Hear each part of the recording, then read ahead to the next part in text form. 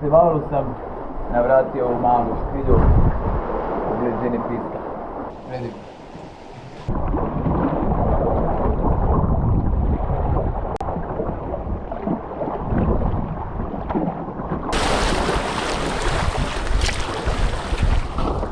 Evo, nakon sat vremena veslanja od Lope Rogoznice, došao sam do Broja. I sad ću malo pit pivo i doživjeti taj festival bez nadogradnja. Živjeli.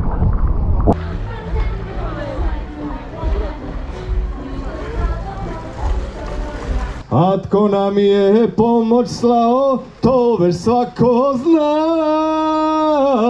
Njemačka i Austrija i Italija.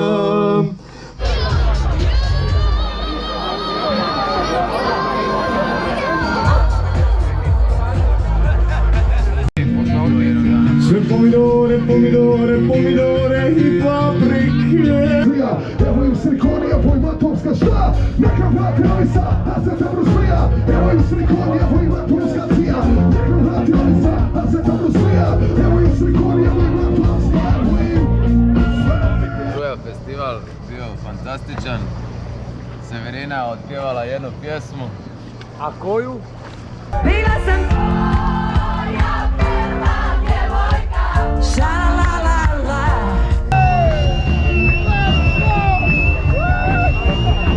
Ali zato je Edo majka razvalio.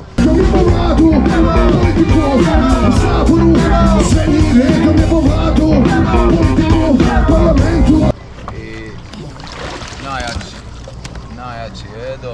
Gruja festival. Upoznavali su me sa raznim stvarima. Živio Edo!